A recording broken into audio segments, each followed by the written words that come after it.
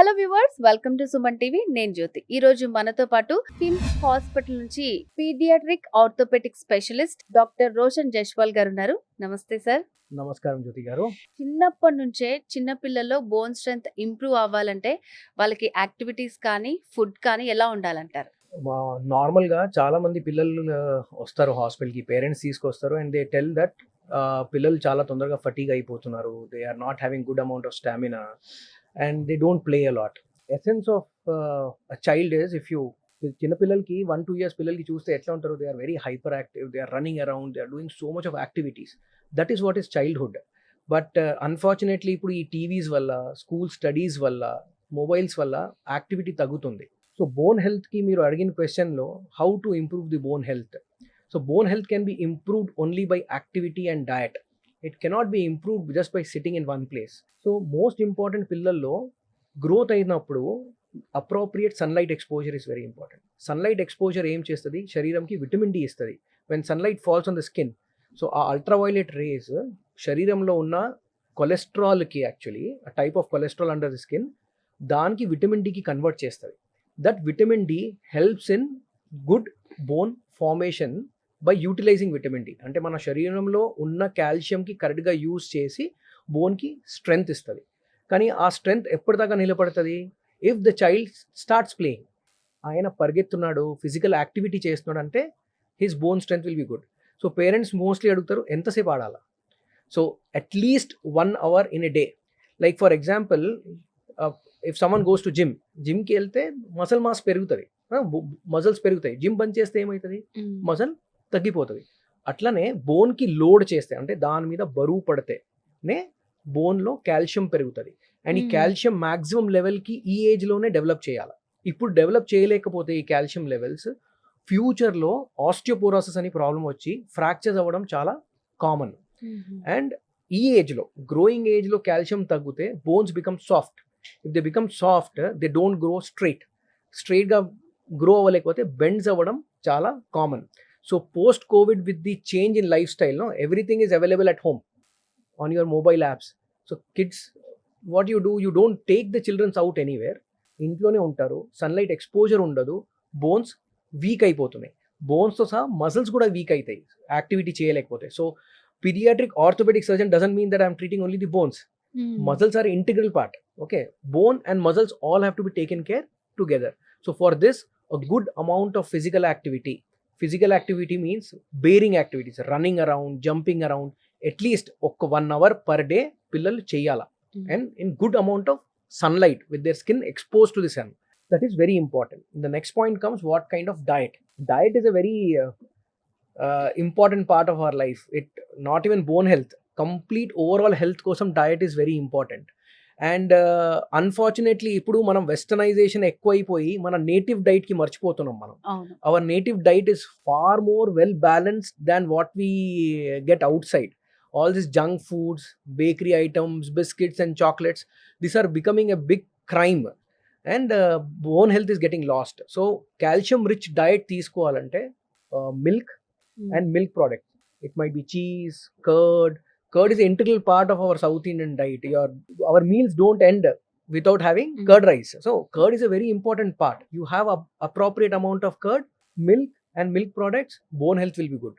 Good amount of leafy vegetables. At least one portion. Okka diet lo okka quantity leafy vegetables undala. Next, if you're a non-vegetarian, obviously non-vegetarian diet has greater amount of vitamin D and calcium. But vegetarian diet is also no less. Like you can use drumsticks, leafy vegetables and milk products. They give you adequate amount of calcium. ఆ calcium వల్ల మన body health, bone health మంచిగా ఉంటుందండి. Like ఇప్పుడు చాలా మంది ఏంటంటే dairy products use చేయకపోవటమే better, వాటిలో లాట్స్ ఆఫ్ కెమికల్స్ ఉంటాయి. సో ముందున్నట్లు లేదు, పిల్లల హెల్త్కి ఇంకా ఎక్కువ డ్యామేజ్ చేస్తుంది అంటున్నారు. సో యాజ్ ఎ డాక్టర్గా మీరు ఏం చెప్తారు? ఇది very important concern and they are right also. దానిలో చాలా ట్రూత్ కూడా ఉంది. ఆ ట్రూత్ ఎందుకు ఉంది, because of the dilution of things and impurities which are added. ఇప్పుడు for example, this milk which is produce nowadays, they give lot of hormones ఇస్తారు. ఆ హార్మోన్స్ పిల్లల్లో వెళ్ళి వాళ్ళలో కెమికల్ చేంజెస్, బాడీలో హార్మోనల్ చేంజెస్ తెస్తున్నాయి. That is becoming a bigger problem. So if you can access A2 milk అని దొరుకుతుంది, ఆ A2 మిల్క్ యాక్సెస్ చేయగలిగితే that is the best milk for the child. కానీ ఆ A2 మిల్క్ కూడా సోర్స్ ఎక్కడి నుంచి వస్తుంది? క్యాటిల్ దేర్ దానికి ఏమైనా ఇంజెక్షన్స్ ఇస్తున్నారా వాళ్ళు? డైట్‌లో ఏమైనా యాడ్ చేసి ఇస్తున్నారు? అది కూడా ఇంపార్టెంట్. ది క్యాటిల్స్ ఇప్పుడు తింటారు కదా! అది what you call that grass what they eat. దాంట్లో ఎంత పెస్టిసైడ్స్ ఎళ్ళినాయి. So, this is a common problem. Milk ద్వారానే కాదు. మనం డైలీ డయట్ తీసుకున్నలో ఇప్పుడు micro plastics and pesticides has become a part of it. It will be great if everyone can do organic farming at home. కానీ practically possible లేదు.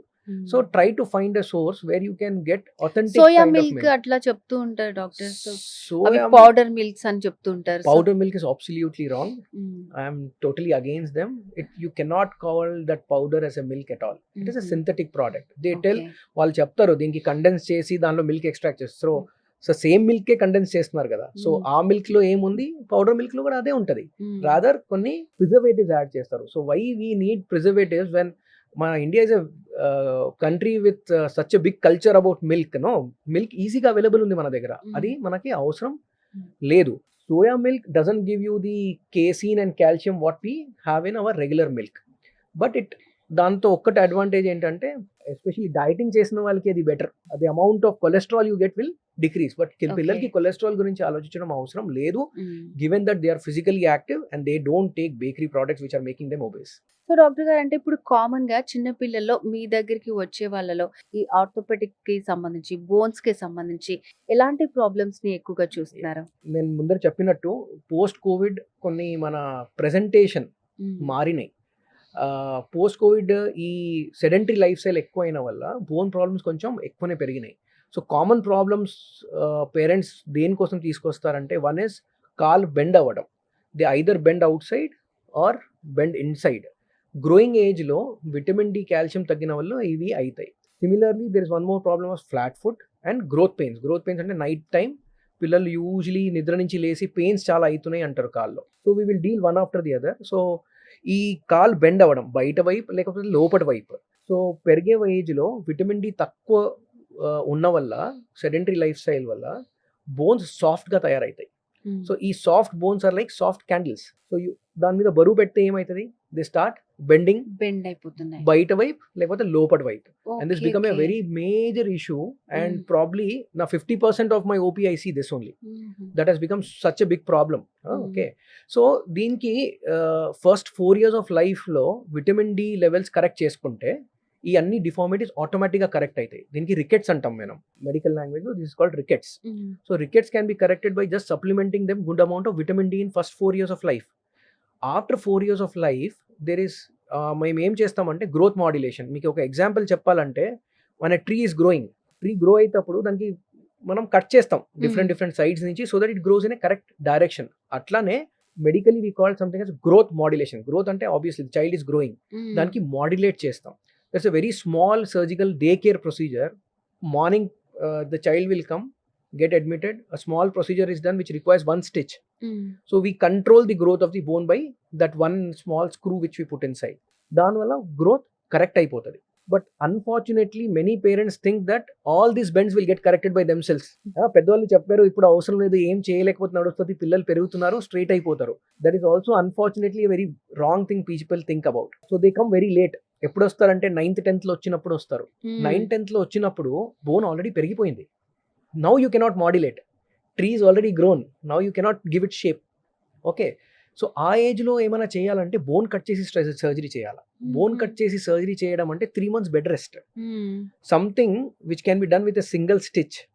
Next day నుంచి నడుచుకుని వెళ్ళే ప్రొసీజర్కి మనం లేట్ చూసిన వల్ల పెద్ద సర్జరీలో మారిపోతుంది. So it's a humble appeal from my side to all parents, don't wait till the child is 14-15. కొంచెం కూడా బెండ్ కనిపిస్తే ఎర్లీ ఏజ్లో వస్తే we can direct them correctly and correct the deformity without doing any big surgical intervention. అప్పుడు మెడిసిన్స్తో డయట్తో దీనికి correct చేయగలం. చిన్నప్పుడు పుట్టినప్పుడు బేబీస్ వాళ్ళ కాళ్ళు లోపలికి క్రాస్గా కానీ లేకపోతే అదర్వైజ్ సైడ్స్కి కానీ అలా ఉంటాయి అన్నమాట. సో నిజంగానే పేరెంట్స్, గ్రాండ్ పేరెంట్స్ వీళ్ళందరూ కూడా వాళ్ళు పెద్ద అయ్యే లోపల అవి సెట్ అయిపోతాయి, నార్మల్గా అయిపోతాయి అని అందరూ చెప్తూ ఉంటారు. బేబీని అలా మనం గుర్తించినప్పుడు వీళ్ళ కాళ్ళు క్రాస్గా ఉన్నాయి లోపలికి కానీ సైడ్కి కానీ, సో ఎప్పుడు తీసుకొని రావాలంటారు హాస్పిటల్కి? పెద్దవాళ్ళు చెప్పేది యాక్చువల్లీ కొంచెం to some extent it is correct. They correct by themselves. అది ప్రాబ్లం ఎప్పుడంటే ఒక కాలు బెండ్ ఉంది, ఒక కాలు బెండ్ లేదు. అది ప్రాబ్లం. ఓకే. బెండ్ రోజుకి పెరుగుతుంది. అట్స్ ఎ ప్రాబ్లం. కాలు కాకుండా చెయ్యిలో కూడా వాపు వస్తున్నాయి, ఎస్పెషల్లీ రిస్ట్ జాయింట్. పిల్లలు పాకుతారు కదా, అవునవును. So they put wait on their wrist also. ఆ రిస్ట్ మీద వెయిట్ పడినప్పుడు ఇది కూడా బెండ్ అవ్వడం స్టార్ట్ అవుతాయి.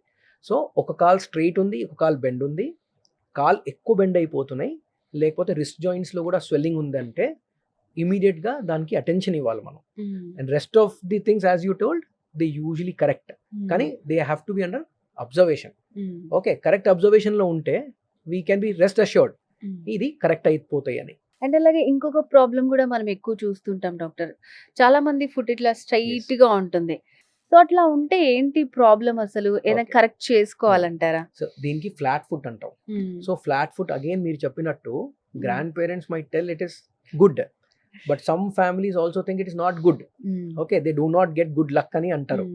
సో అది అన్ని ఇంపార్టెంట్ కాదు, ఇవంతా మిత్తే అంటారా? మిథ్యే అది. ఇలాంటివన్నీ? దానికి ఏం అవదు. సో ఫ్లాట్ ఫుట్ ఎంత కామన్ అంటే if there are 100 people sitting in a auditorium, 30 people will have flat foot. So 30% జనాల్లో ఫ్లాట్ ఫుట్ ఉంటుంది. కొందరికి ఎక్కువ ఉంటుంది, కొందరికి తక్కువ ఉంటుంది. ప్రాబ్లం ఎప్పుడంటే ఇది ఫ్లెక్సిబిలిటీ కాల్ది తక్కువ అయిపోతే ప్రాబ్లం అది. సో 99% పిల్లల్లో ఈ flat foot as they grow up to 8 years of age form అయిపోతుంది, అంటే ఆర్చ్ వచ్చేస్తుంది.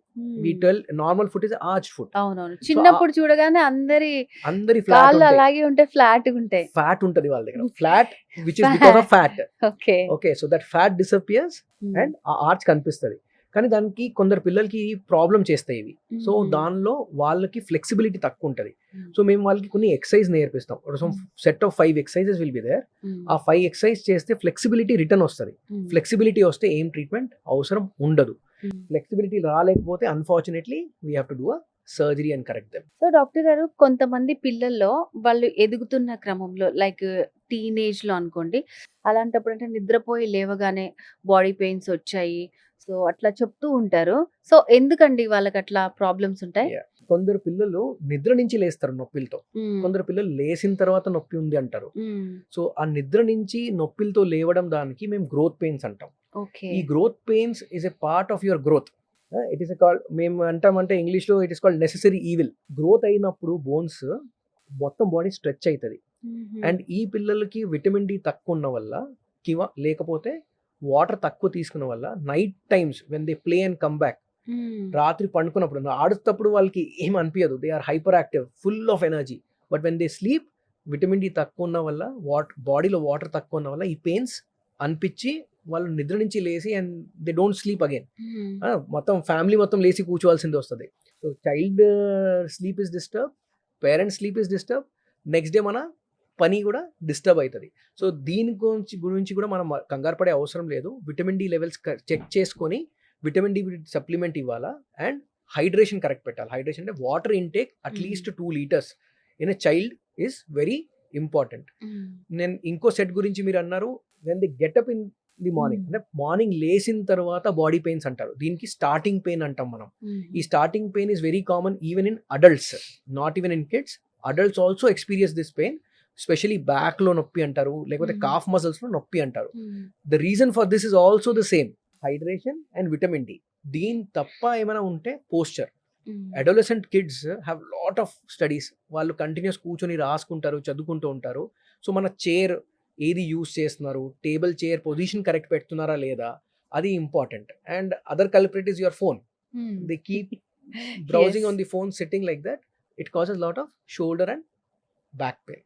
సో డాక్టర్ గారు, ఫైనల్ గా పిల్లల్లో అయినా పెద్దవాళ్ళలో అయినా బోన్ స్ట్రెంగ్త్ బాగుండాలి అంటే సో వాళ్ళు ఎలా ఉండాలంటారు? వాళ్ళ లైఫ్ స్టైల్, ఫుడ్ హ్యాబిట్స్ ఇవన్నీ. There are 3 mantras to this. First mantra is exercise. Okay. ఎవరు చేయాలని అనుకోరు, but 1 hour of physical activity every day will make their bones stronger, muscles stronger, and overall health stronger. Cholesterol levels తగ్గుతాయి, body fat తగ్గుతుంది, energy levels తగ్గుతాయి. There are a lot of hormonal changes in body which keep you more active. Productivity పెరుగుతుంది. So first thing is that. Second is diet. Keep your diet low in carbohydrate, rich in proteins, less in sweets. That will help you. The third mantra is posture. మన పని చేసే విధానం. Many of the software people or adolescent kids who go to school, they don't sit properly. If they don't sit properly, there will ఎక్కువ strain అవుతుంది బాడీలో, Hmm. నెక్కి బ్యాక్కి strain అవుతుంది. ఆ పోస్చర్ కరెక్ట్ పెట్టాలా. And whenever you're sitting for a long time, every 20 minutes give 2 minutes break. That is what will take care of your muscle strength. So చాలా మంచి టిప్స్ చెప్పారు. సో ఫాలో చేసిన వాళ్ళది bone health చాలా బావుంటుంది. So anyways doctor గారు, చిన్న పిల్లల్లో వచ్చే ఈ మధ్య కాలంలో వచ్చే ప్రాబ్లమ్స్ ఏంటి? వాటికి మీ దగ్గర ట్రీట్మెంట్ ఎట్లా ఉందని చాలా బాగా ఎక్స్‌ప్లెయిన్ చేశారు. Thank you so much. Thank you. My pleasure. So viewers, doctor Roshan Jaswal గారిని మీరు కూడా కలవాలి అని అనుకుంటే కిమ్స్ హాస్పిటల్‌లో మీరు అపాయింట్మెంట్ తీసుకొని మీట్ అవ్వచ్చు.